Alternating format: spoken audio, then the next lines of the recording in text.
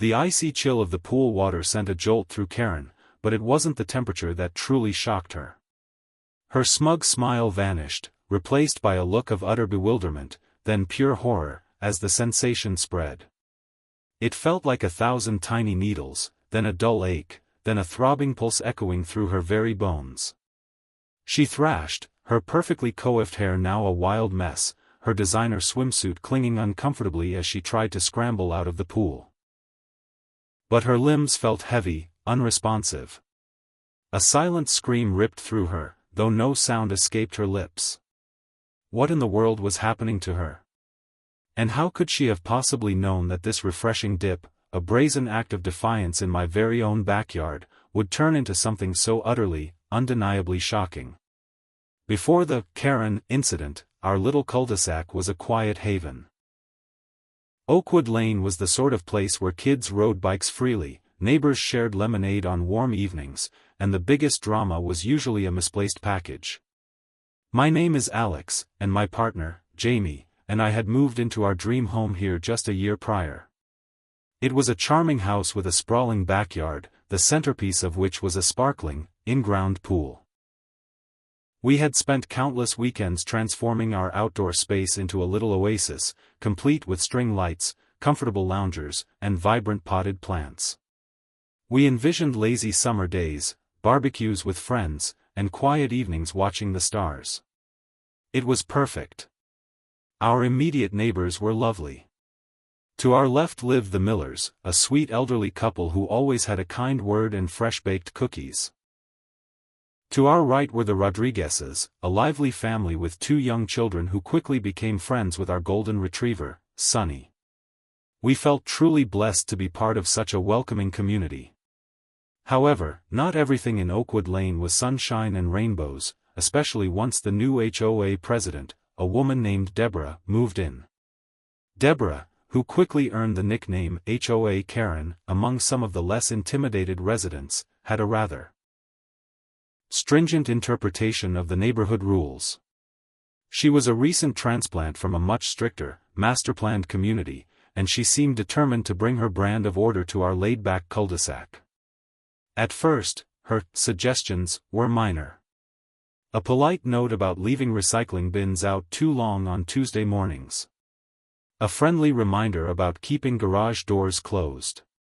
We all shrugged it off. New people, new ideas, right? But Deborah's suggestions quickly escalated into sternly worded letters, then official warnings, all delivered with an air of self-importance that grated on everyone's nerves. Her focus soon turned to landscaping. My yard, while neat, was a bit wilder than some, with a mix of native plants and a slightly less manicured look than the perfectly trimmed lawns Deborah seemed to favor. One afternoon, I received a notice about my overgrown shrubbery and non-compliant flower beds. Jamie and I looked at each other, perplexed. Our garden was thriving, full of life, attracting butterflies and hummingbirds. It certainly wasn't an eyesore. We politely ignored the notice, believing it was an overreach. The next week, another letter arrived, this one more aggressive, threatening fines if we didn't conform to the community aesthetic standards. Jamie, usually the more patient one, was starting to get annoyed. "It's our yard, Alex," she said, shaking her head. "We bought this house because we loved the freedom it offered." We decided to attend the next HOA meeting, hoping to address the issue directly. The meeting was a tense affair. Deborah sat at the head of the table, a rigid smile plastered on her face, while other residents shifted uncomfortably in their seats. She droned on about property values, curb appeal, and maintaining the integrity of Oakwood Lane. When it was time for resident concerns, I raised my hand. "Deborah," I began calmly, "we've received some notices about our landscaping. We believe our garden is well maintained and adds to the natural beauty of the neighborhood. Could you clarify what specific rules we're supposedly violating?" Deborah's smile tightened. "Mr. Peterson," she said, her voice dripping with artificial sweetness, "the bylaws clearly state that all landscaping must be neat, uniform, and contribute to a cohesive community appearance. Your naturalistic approach unfortunately falls outside of those guidelines. She then launched into a lengthy explanation about preferred plant heights and acceptable color palettes, none of which were actually written in the official HOA rules we had received when we bought the house. It was clear she was making up rules as she went along. Other residents chimed in, expressing their own frustrations about her new, arbitrary regulations. Mr. Miller mentioned a notice he received about his garden gnome collection. Mrs. Rodriguez was told her children's brightly colored playhouse was too vibrant. The meeting devolved into a heated debate, with Deborah stubbornly defending her positions, citing vague clauses and community harmony. We left feeling defeated but also more determined. We weren't going to let her bully us. The landscaping issue continued to simmer, but it was the pool that truly brought things to a boil. Our pool was our sanctuary, especially during the sweltering summer months. We often had friends over for swims, and the laughter and splashes would echo through our backyard. Deborah, whose house was 2 doors down and across the street, couldn't directly see our pool from her property, but she seemed to have an uncanny ability to know what was happening in everyone's yard. One Saturday, while Jamie and I were out running errands, a delivery truck pulled up to our house.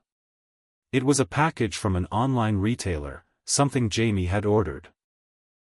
Our security camera footage, which we reviewed later, showed Deborah walking past our house, pausing, and then actually looking into our open garage. She lingered for a moment, then continued on her way. It was unsettling, but we dismissed it as mere curiosity. A few days later, a new notice arrived, this one about excessive noise levels from our pool. We rarely played loud music, and while there was laughter, it was never late into the evening. It felt like she was just looking for reasons to complain. We decided to ignore this one too. We kept our pool parties to reasonable hours and continued to enjoy our private space. Then came the day of the incident. It was a scorching Tuesday afternoon. Jamie was at work, and I had taken a rare day off to catch up on some reading by the pool. The air was thick and humid, and the water looked incredibly inviting. I had just gotten out of the pool and was drying off when I heard a faint splash. I looked up, thinking it might be a bird, but then I saw it. There, in my pool, was Deborah. She was wearing a floral-patterned swimsuit and a wide-brimmed hat, casually treading water as if she owned the place. My jaw dropped. She hadn't knocked. She hadn't asked. She had simply let herself into my fully fenced backyard and decided to take a swim. My blood ran cold, then boiled with indignation. This was beyond invasive, it was a brazen act of trespass. Deborah! I exclaimed, my voice a mix of shock and anger. She started, splashing slightly, her eyes widening as she realized I was home. A flicker of something, perhaps embarrassment, crossed her face before her usual haughty demeanor returned. Alex, she said, as if this were a perfectly normal occurrence. Just enjoying a quick dip. It's dreadfully hot, and your pool looked so inviting. Besides, it's good for community relations, don't you think? My mind raced. Community relations? Deborah, you're trespassing. This is my private property. Oh, don't be so dramatic, she scoffed, waving a dismissive hand. It's just water. And technically, as HOA president, I'm ensuring all community amenities are being properly utilized. My patience, already worn thin by weeks of her meddling, snapped. This woman had crossed a line, a very clear, bright red line. It was no longer about rules or regulations, it was about respect, privacy, and blatant disregard for boundaries. An idea, wild and mischievous, sparked in my mind. It was risky, perhaps even a little petty, but the satisfaction it promised was intoxicating. I looked at Deborah, treading water with that infuriatingly smug expression, and a slow, deliberate smile spread across my face. She had trespassed in my pool. Now, it was time for some shocking payback. My smile, I knew, was probably a little unsettling, but Deborah was too busy preening in my pool to notice. She continued to float, humming a little tune, completely oblivious to the mischief brewing in my mind. The satisfaction of what I was about to do was almost unbearable. This wasn't just about getting even for the trespass, it was about all the arbitrary rules, the endless notices, the constant overreach into our lives. This was about reclaiming a little bit of peace in our own home. I walked over to the pool equipment shed, trying to keep my movements casual. My heart hammered in my chest, a mix of adrenaline and a strange sense of glee. Inside the shed, among the filters and chemicals, was a small, inconspicuous box I had bought months ago on a whim. It was a novelty item, a pool shocker that, when activated, emitted a very mild, harmless electrical pulse through the water. It was designed for pranks among friends, a surprising but utterly safe jolt that made people jump. I never thought I'd actually use it, especially not on my HOA president. But here we were. I pulled out the device, which looked a bit like a small, waterproof remote control with a single large button. It was designed to be discreetly tossed into the water. As I turned back to the pool, Deborah was still there, now doing a leisurely backstroke, her eyes closed, clearly enjoying herself. Perfect. With a quick, almost imperceptible flick of my wrist, I tossed the device into the far end of the pool, where it sank silently to the bottom. It was barely visible against the blue tiles. Then, I quickly pressed the button on the accompanying remote. The effect was instantaneous. Deborah's eyes snapped open, wide with alarm. Her leisurely backstroke turned into a frantic flailing.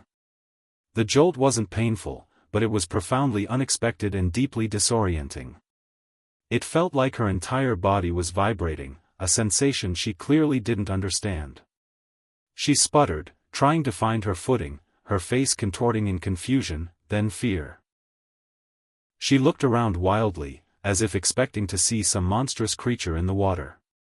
Her perfectly coiffed hair was now plastered to her face, dripping wet. The image of her frantic splashing, the sheer panic in her eyes, was a sight I knew I would savor for a long time. "What in the world was that?" she shrieked, finally finding her voice, her tone a mix of outrage and genuine terror. "The water, it's doing something." I feigned innocence, my face a mask of concern. "Doing what, Deborah? Are you all right? You look a little rattled." She glared at me, her eyes narrowed, suspicion dawning. "Don't play innocent, Alex. There's something wrong with your pool." I felt a shock. A horrible sensation. I walked to the edge of the pool, peering in with mock worry. "A shock? That's impossible. Our pool is perfectly maintained. Perhaps you just got a cramp? Or maybe the heat is getting to you." I paused, then added, "It's quite a shock to find someone in our private pool without permission, I must say." The implication hung in the air, but Deborah was too preoccupied with the strange feeling still lingering in the water, or perhaps the humiliation, to fully address my jab. She was still struggling to get to the edge, her movements uncoordinated. "This is outrageous. I'm reporting this. You've got a faulty pool, or something worse." I helped her out, offering a towel with a practiced air of helpfulness. She snatched it from my hand, wrapping it around herself like a shield. She was shivering, despite the oppressive heat, and her face was pale. The smugness was gone, replaced by a deep unease. She shot me one last suspicious glance before hurrying out of the backyard, muttering about lawsuits and health hazards. I watched her go, a triumphant smile slowly spreading across my face. She wouldn't be back in my pool anytime soon, that was for sure. The payback was indeed shocking, and the best part was, she had no idea what had truly happened. The following days were surprisingly quiet. We didn't receive any immediate, furious calls from Deborah, nor any new HOA notices. It seemed the shocking experience had momentarily stunned her into silence. Jamie found my detailed retelling of the incident hilarious, though she did warn me to be careful. "She's not going to just let this go, Alex," she cautioned, "she'll find another way." I knew she was right, but for now, I savored the brief reprieve. The peace in our backyard felt even sweeter. However, the calm before the storm didn't last long. A few days later, a strange car, a dark sedan with tinted windows, started appearing on our street. It would park a few houses down, just out of direct sight of our living room window, and linger for an hour or so before driving off. It always seemed to appear around the same time each day, just as Jamie and I were getting home from work, or sometimes late in the evening.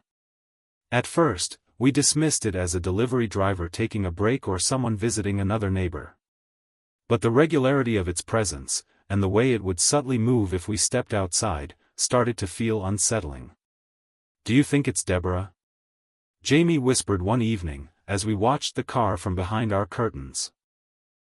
"It feels too professional for her," I replied. "She's more of a direct confrontation type. This feels like someone else." The car's presence escalated from a minor nuisance to a genuine source of anxiety. We started checking our security cameras more often, and we noticed shadows moving around our fence line at night. One morning, Jamie found a small, almost imperceptible scratch on the side gate that led to our backyard, as if someone had tried to jimmy the lock. It was clear that Deborah, or someone working for her, was escalating their tactics. She wasn't just sending notices anymore, she was actively trying to find something, anything, to use against us. The initial thrill of the pool prank began to fade, replaced by a knot of worry in my stomach. This was no longer just a petty HOA dispute. This was beginning to feel like a surveillance operation, and it made us incredibly uncomfortable in our own home. One afternoon, as I was gardening, I heard a rustling in the bushes along our property line. I froze, my heart pounding. Was it the person from the dark car? I cautiously peered into the dense foliage, and what I saw made my blood run cold. There, hidden among the leaves, was a small, almost invisible camera, pointed directly at our backyard and, more specifically, at our pool. It was a tiny, high-tech device, designed for covert surveillance. My anger flared, hotter than ever before. She wasn't just watching us, she was actively spying on us. This was a complete violation of our privacy, an unacceptable intrusion into our lives. The game had just changed, and Deborah had just made a very serious mistake. The discovery of the hidden camera sent a wave of icy fury through me. It wasn't just annoying anymore, it was a deeply disturbing invasion of privacy. Jamie arrived home shortly after, and her face went white when I showed her the tiny device, carefully pried from its leafy hiding spot. "This is insane, Alex," she whispered, her voice trembling. "She's actually spying on us." The easygoing atmosphere we once cherished in our backyard felt irrevocably tainted. Our sanctuary had been violated. We spent the rest of the evening talking, brainstorming what to do. Reporting it to the police seemed like the obvious first step, but we knew how these things often went with HOA disputes. It could easily be dismissed as a petty neighborly spat, he said, she said situation, especially without undeniable proof of Deborah's direct involvement. While the camera was clearly hers, proving she planted it would be difficult. We needed a plan, something more substantial than just a report. "She's trying to catch us doing something wrong," Jamie mused, pacing our living room. "She's probably hoping to get us fined, or worse, to gather evidence to kick us out of the HOA entirely." A cold realization settled over me. She's still obsessed with the pool, isn't she? After what happened, she probably thinks we're doing something illegal with it, or that we have some kind of faulty system. And that's when the idea, a truly wild and audacious one, began to form in my mind. It was a risky move, but it had the potential to turn the tables completely on Deborah. If she wanted to spy on our pool, we'd give her something to watch. Something she wouldn't forget. We decided to fight fire with fire, but with a twist. We wouldn't just retaliate, we would expose her, not just to the HOA but to the entire neighborhood. We would use her own tactics against her, but in a way that was undeniably public. The first step was setting up our own surveillance. We bought a few more discrete cameras, placing them strategically around our backyard, focusing on the fence line and the entrance gate. We also installed a motion-activated spotlight near the camera we'd found, hoping to deter any future intrusions. We weren't just playing defense, we were gathering our own evidence. The days that followed were a strange mix of vigilance and normal life. We continued to enjoy our pool, albeit with an underlying sense of being watched. We made sure to keep our activities mundane, just normal swims, occasional barbecues, nothing that Deborah could twist into a violation. We wanted her to get complacent, to believe her surveillance was effective, to lull her into a false sense of security. Then came the Community Beautification Day, an event Deborah had organized with much fanfare. It was supposed to be a neighborhood-wide effort to spruce up common areas, plant flowers, and generally enhance the curb appeal of Oakwood Lane. Most residents groaned at the thought, but few dared to openly defy Deborah. Jamie and I decided to participate, not out of enthusiasm, but because it offered a perfect opportunity to gather intelligence. As we awkwardly planted marigolds near the main entrance of the cul-de-sac, I observed Deborah. She was in her element, barking orders, micromanaging every single detail. She stopped to chat with a few residents, her voice carrying across the small park. "It's all about unity, you see," she was saying to Mrs. Henderson, a sweet but timid woman who lived down the street. "We must present a united front to maintain our property values." Some people, of course, refuse to understand that. They think their private property is a law unto itself. Her eyes, I noticed, darted towards our house. It was clear she was still fixated on us. Later that afternoon, after the beautification was done, a small group of us gathered for a much-needed break. Mr. Rodriguez brought out homemade lemonade, and Mrs. Miller shared her famous lemon bars. The conversation inevitably turned to Deborah. "She's just so relentless," Mr. Rodriguez sighed, shaking his head. "I had to repaint my entire fence because she said the shade of beige was too warm. She tried to tell me my rose bushes were too tall," Mrs. Miller added, looking exasperated. "My prize-winning roses. They've been there for 20 years." It was clear that everyone was fed up, but no one knew how to challenge her effectively. They were intimidated, worn down by her constant nitpicking and threats of fines. That's when I decided to subtly plant a seed. "You know," I began, trying to sound casual, "I sometimes wonder if she actually knows the rules, or if she just makes them up as she goes along." Mr. Rodriguez scoffed. "Oh, she definitely makes them up. Half the stuff she sends out isn't even in the bylaws." "What if," I continued, lowering my voice slightly, "what if there was a way to, well, to show everyone just how far she's willing to go?" I glanced at Jamie, who gave me a subtle nod. The plan was beginning to solidify. The next few days were dedicated to preparing for the main event. We subtly upgraded our security, adding more lights and motion sensors. We also began to spread a little bit of information, strategically. Jamie accidentally mentioned to Mrs. Miller that we were thinking of getting a large, inflatable pool decoration for a summer party we were planning. Something really big and noticeable. Mrs. Miller, bless her heart, was a notorious gossiper, and we knew the information would make its way to Deborah's ears sooner rather than later. The stage was set. We had our cameras ready, our surprise pool decoration waiting in the garage, and a growing sense of anticipation. The tension in the air was palpable, a quiet hum beneath the surface of everyday life. We knew Deborah was watching, waiting for us to slip up. But what she didn't know was that we weren't just waiting, we were preparing. We were about to give her the biggest slip-up of her life, and it wouldn't be us who ended up in hot water. The extreme event was brewing, and it promised to be spectacular. The day we unleashed our surprise arrived, a perfectly sunny Saturday that felt ripe for a little chaos. Jamie and I had spent the better part of the morning carefully setting up our grand reveal.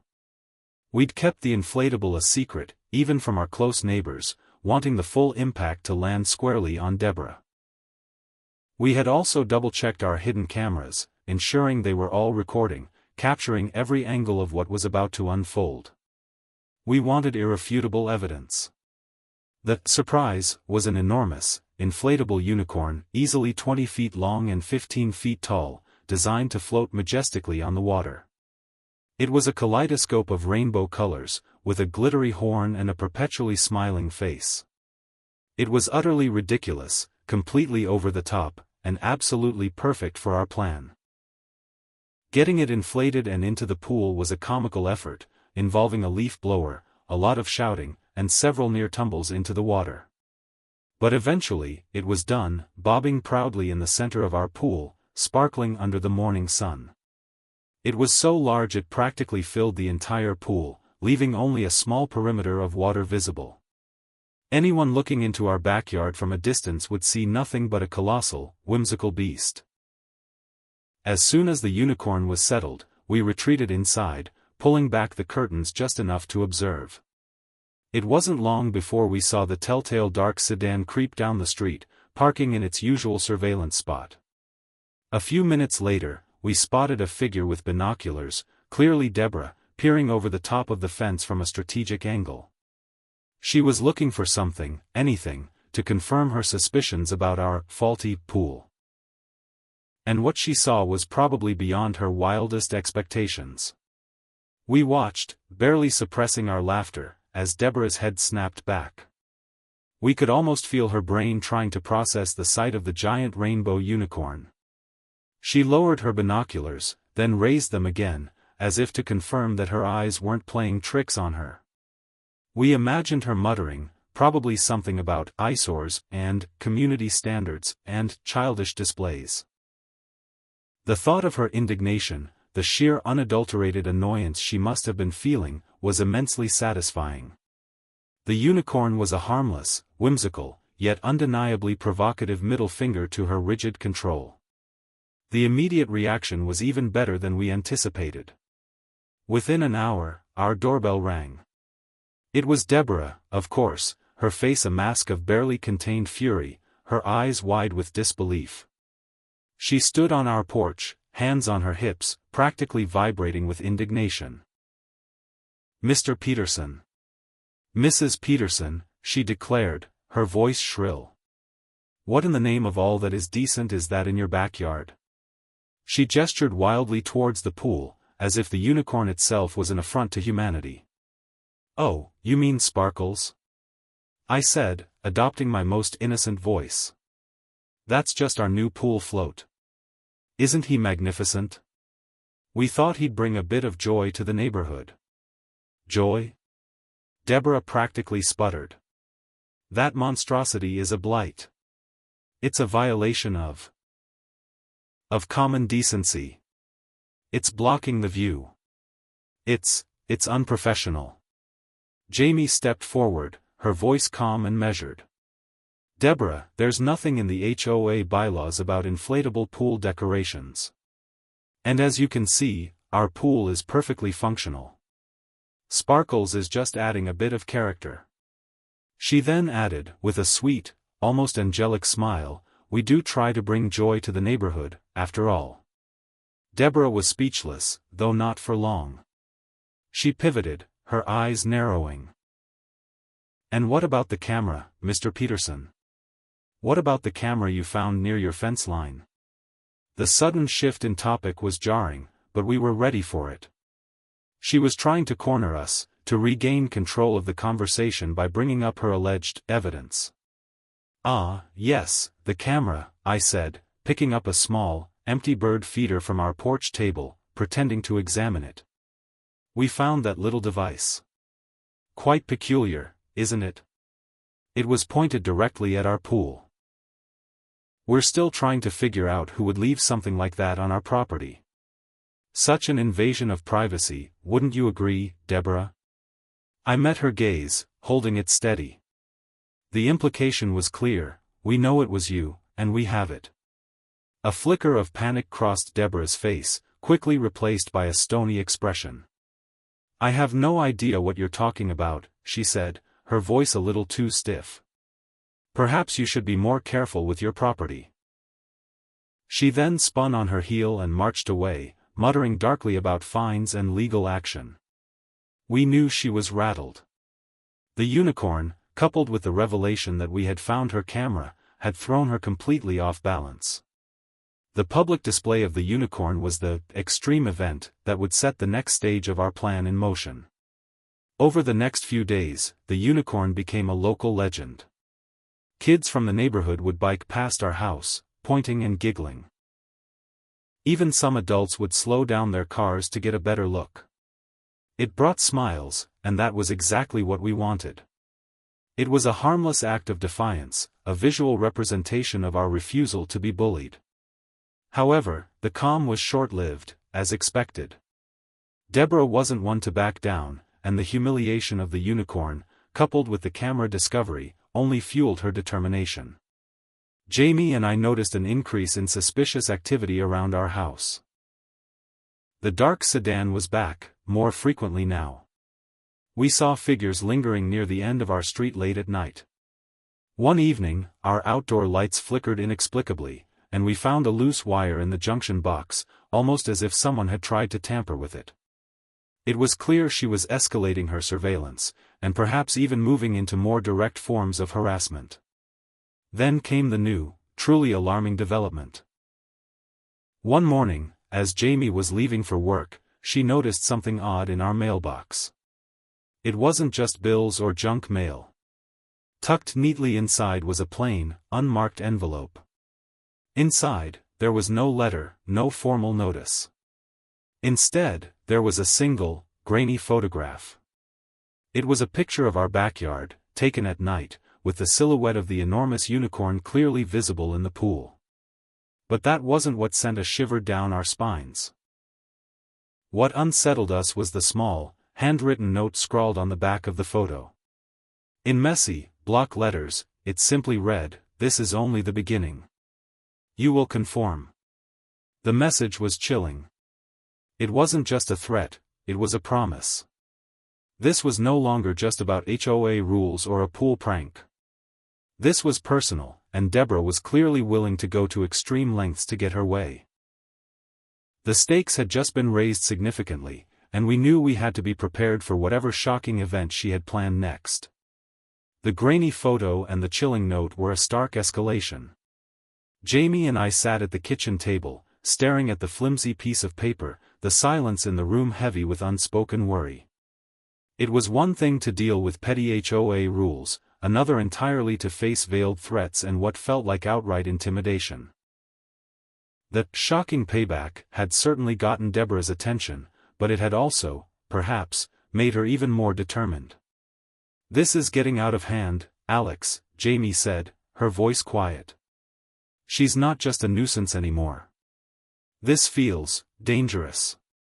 I nodded, a knot tightening in my stomach. The initial thrill of the unicorn prank had vanished, replaced by a grim resolve. We couldn't let her win, but we also couldn't ignore the clear shift in her tactics. We decided to take immediate action. The first thing we did was install a more robust security system, with professional-grade cameras that covered every inch of our property, including the street in front of our house. We also invested in brighter motion sensor lights and reinforced the locks on all our gates and doors. We weren't going to live in fear in our own home. We also discussed whether to go to the police again. After much deliberation, we decided against it for the moment.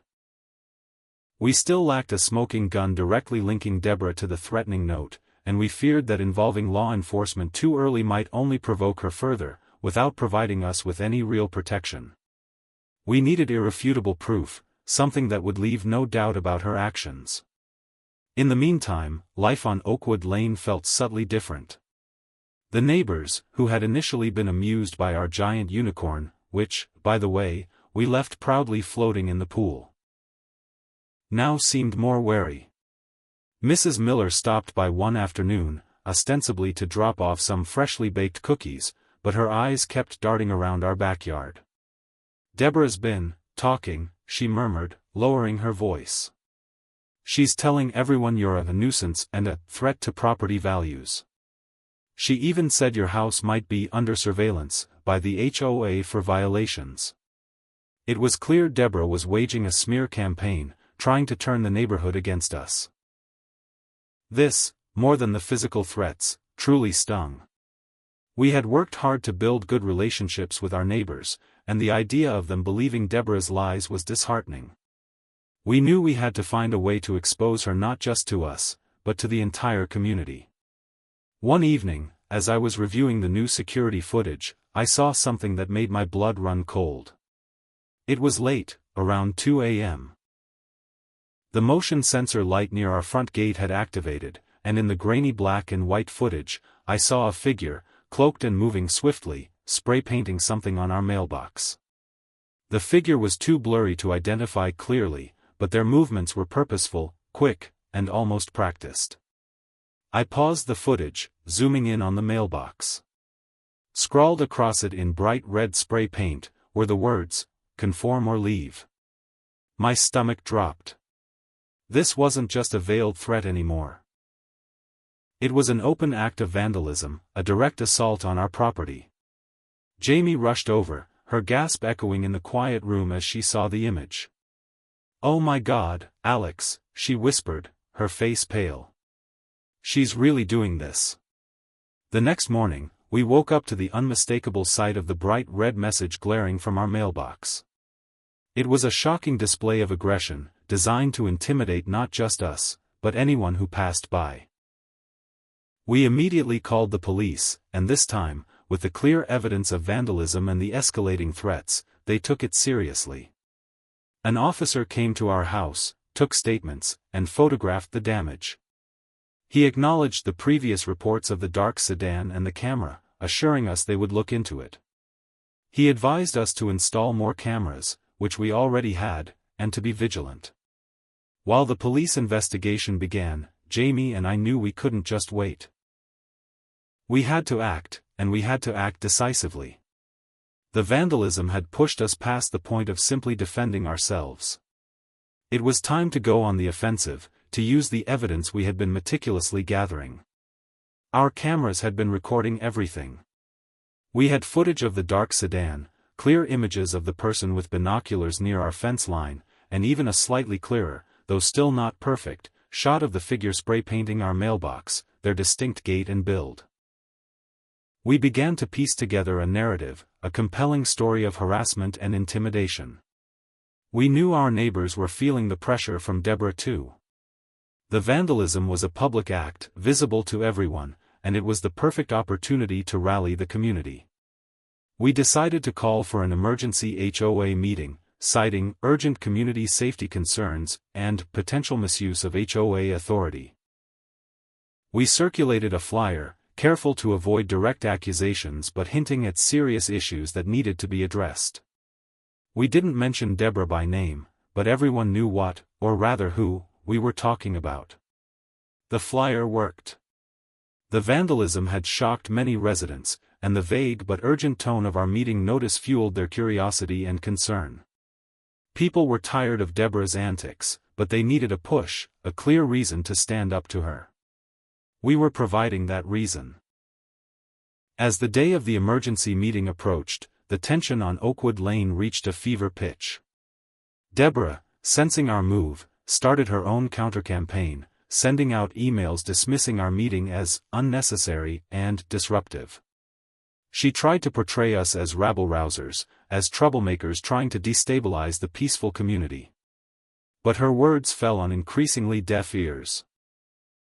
The spray-painted mailbox was a stark visual reminder of the extreme lengths to which someone was willing to go, and it made people question just who the real troublemaker was. We prepared our presentation meticulously. We compiled the security camera footage, organized the various threatening notes and bizarre HOA warnings, and even prepared a timeline of all the incidents. We wanted to present an undeniable case, a clear picture of systematic harassment. We knew this meeting would be the ultimate showdown, a chance to expose Deborah's true nature to the entire neighborhood. And we were ready. The extreme event was about to unfold, right there in the community center, and it was going to be a reckoning. The community center felt different that night. Usually, these HOA meetings were sparsely attended, filled with polite yawns and quick departures. But tonight, the main hall was packed. Every chair was taken, and people stood along the walls, a palpable tension humming in the air. Whispers rippled through the crowd as Jamie and I entered, carrying our laptop and a projector. Deborah was already there, seated at the head table, her back ramrod straight, a forced smile on her face that didn't quite reach her eyes. She tried to project an air of calm, but her gaze kept flicking towards us, a flicker of apprehension in her usually steely eyes. "Welcome, everyone," Deborah began, her voice unusually loud, attempting to assert control.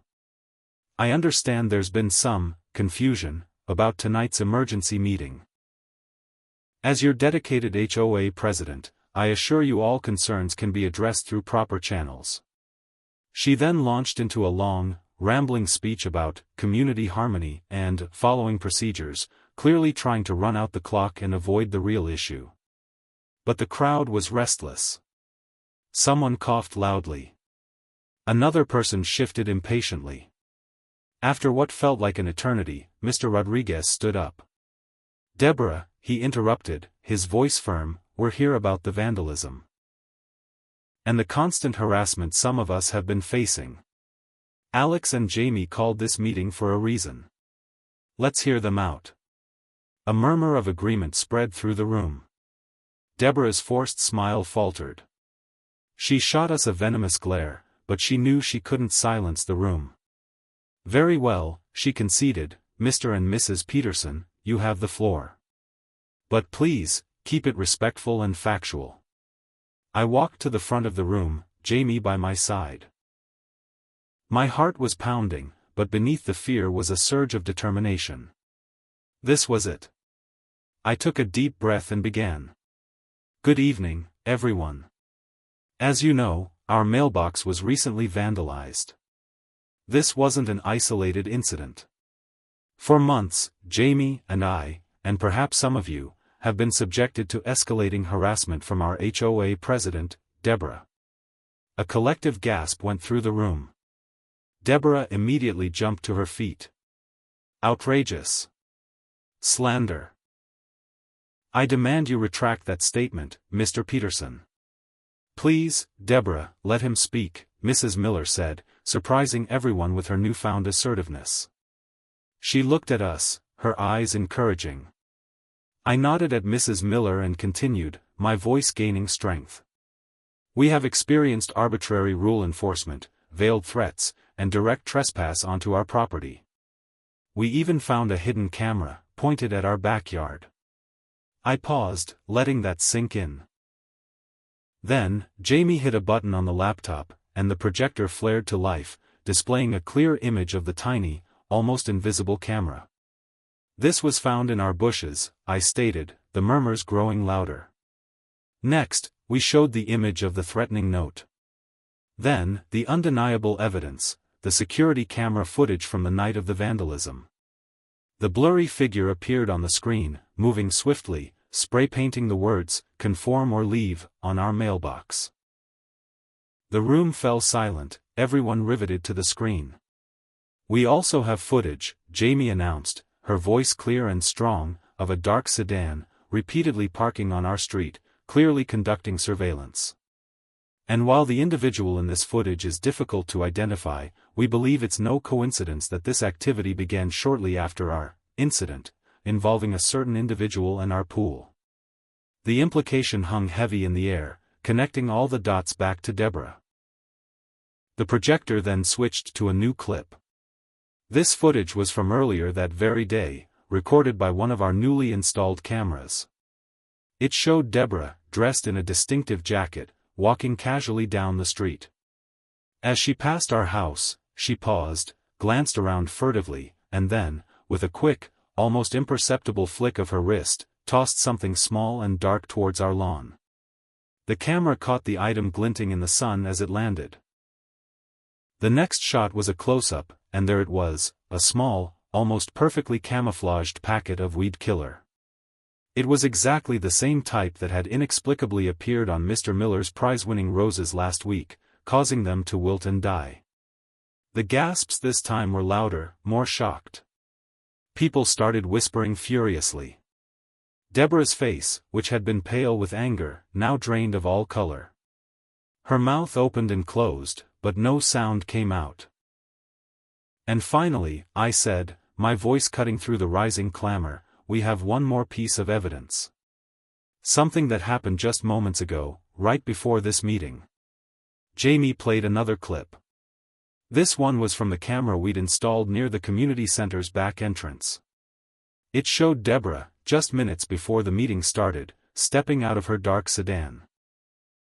She was wearing the same jacket from the earlier footage, and as she closed the car door, something fell from her pocket. It was a spray paint can. A bright, unmistakable can of red spray paint. The same exact color that was now on our mailbox. A collective roar erupted in the room. People were on their feet, shouting. "That's her," someone yelled. It was her all along. Mrs. Rodriguez, usually so quiet, pointed directly at Deborah. "You ruined my children's playhouse. You did this to Alex and Jamie." Deborah, cornered, exposed, and with irrefutable proof laid bare for everyone to see, crumbled. Her rigid posture sagged, her face contorted, and for the first time, the haughty mask completely slipped.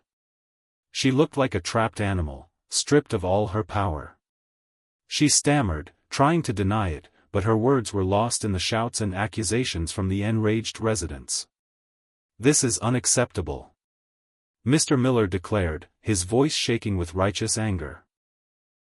"We trusted you, Deborah. You betrayed that trust." The meeting devolved into utter chaos. Calls for Deborah's immediate resignation filled the air. Some residents even talked about legal action, furious about the damage to their properties and the constant intimidation. Deborah, seeing the tide had turned irrevocably against her, didn't even try to defend herself. She simply grabbed her bag, her face a mask of shame and defeat, and bolted from the room, disappearing into the night. The next day, a general meeting was called, and Deborah was formally removed from her position as HOA president, with a unanimous vote. The community, united by the shared experience of her tyranny, elected new leadership, promising transparency and a return to the friendly, supportive neighborhood we all loved. Our giant unicorn, Sparkles, remained in the pool for another week, a colorful, defiant monument to our victory. The police investigation into the vandalism and harassment continued, and we fully cooperated. While we never heard directly from Deborah again, a few weeks later, we saw a "for sale" sign pop up in front of her house.